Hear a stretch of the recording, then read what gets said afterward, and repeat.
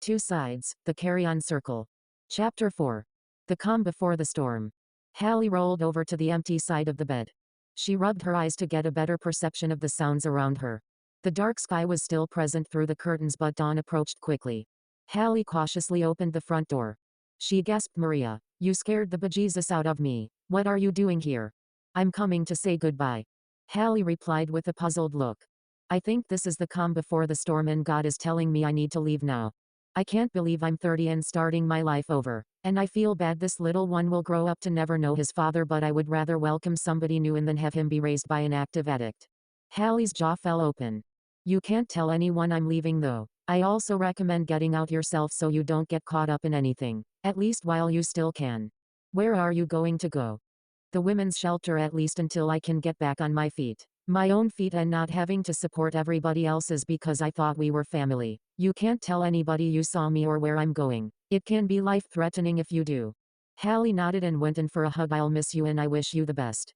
Hallie made the long walk over to the laundry room in search of bringing her friends home. Everything Maria said replayed through her mind. Why was she leaving so abruptly? Why was she telling me to get out while I still can? The sun warmed the path as the cold, dreary night phased out. Hallie stood in the doorway to see only Bryn asleep on some towels. She bent down to check her pulse, then slowly shook her awake. Bryn rubbed her dry eyes and talked through her chapped lips. "Where did everybody go?" "That's what I was going to ask you." She helped her off the floor. "Come on, let's go back to the apartment to get you cleaned up." Bryn stumbled one foot in front of the other up the stairs. Coffee trickled down into the stained mug with faint shower noises coming from the only bathroom.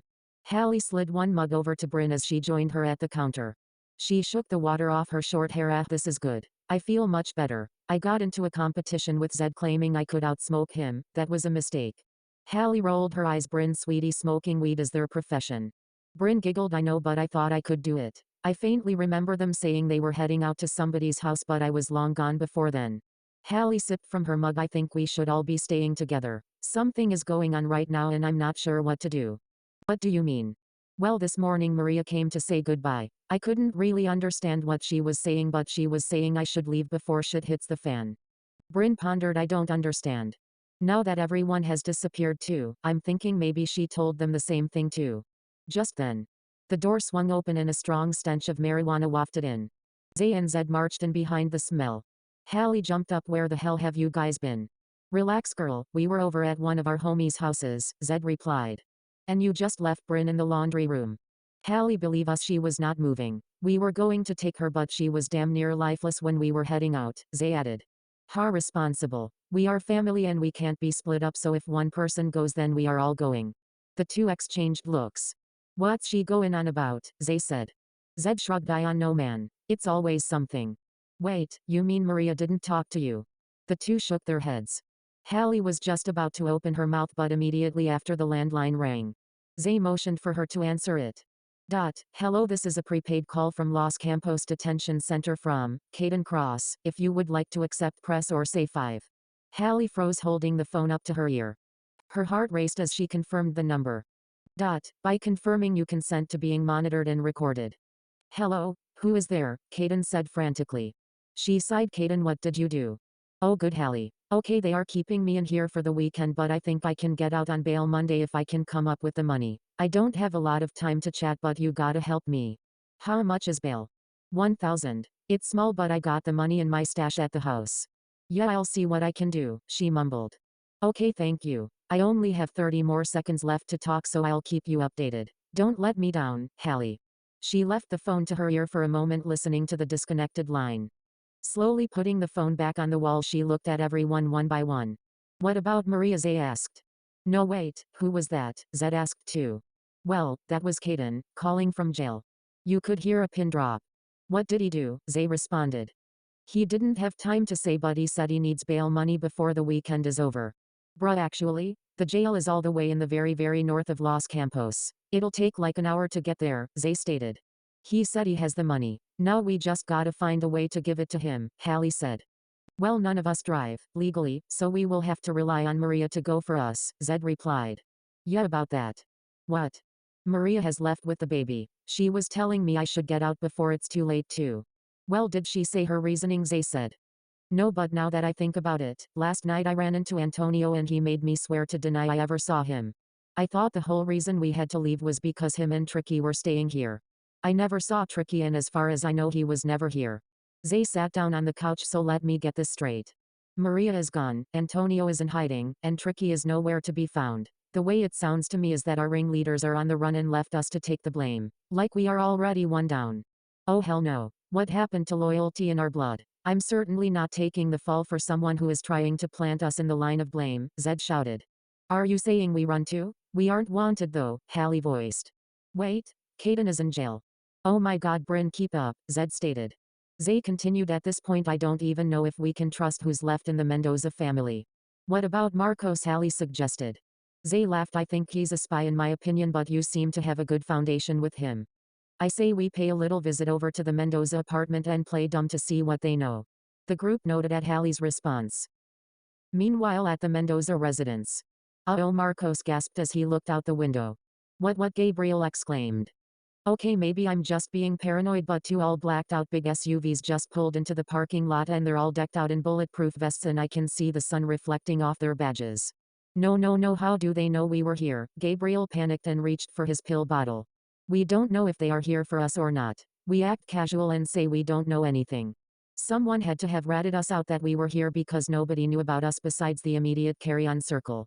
Uncle Gabriel, relax. With Antonio being on the run and Maria is randomly missing, I'm sure somebody made somebody mad and now our butts are at stake.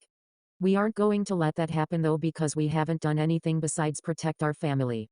Correct. I'm going to go talk to carry-on circle and hopefully stay out of their sight.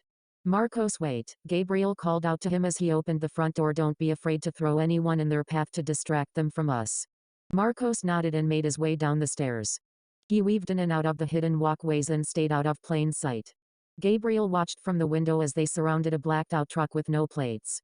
Marcos stood around the corner peeking through the bushes. His heart raced just as he turned his back to head over to the carry-on circle residence. He heard a yell. Hey, guy in the hat.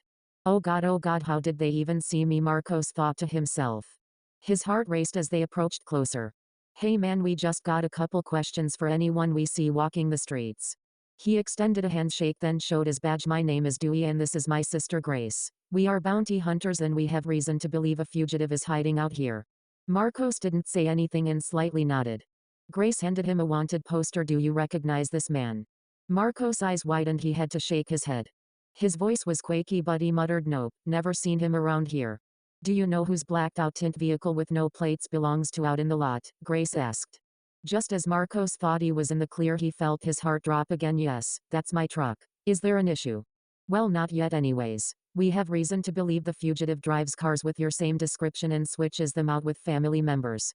Oh, Marcos thought. Just to confirm your identity, we will need to see your license and registration to confirm the car is yours, Grace added on. It's upstairs in my apartment, Marcos said. We found the owner of the truck, Dewey shared on the radio. All right man, come over and talk to my folks. If you truly don't know this guy then they'll let you walk, but if you do then we are going to have to ask more questions. Putting one foot in front of the other, Marcos felt his whole world becoming blurry around him. Each footstep was like a loud stomp in his eardrums. All he could think about was his cover being blown. Staying calm and collected was the key to getting out of this. The bounties introduced themselves, Scott and Beth, then their second son, Justin. Marcos still remained unnamed. Marcos listened closely to how Scott explained the situation. So if you could just show us some identification to the car to prove it's yours, then we will be on our way. Quotation mark. In hopes to get some kind of game plan out of this. Everything they knew, Marcos needed to be a step ahead to get himself out of this mess. Everything is upstairs. My license and keys, I can run up there and go get it for you. Oh, we can come with you then, Justin stated. Marcos hesitated and turned his neck to the apartment right behind them. The outline of Gabriel was still in the window. If you don't let us come with you then it'll look like you're hiding something and you wouldn't want that, right? Beth said. Yes, that should be fine, Marcos replied. I hope you're prepared, Tio, he thought as the agents followed behind him up the stairs. Gabriel's eyes were like burning hot lasers on Marcos when everyone filed inside. As Marcos dug in his drawer to find his wallet, he heard Gabriel only speaking Spanish from the other room. He laughed. What a con artist he is. No wonder his son is wanted.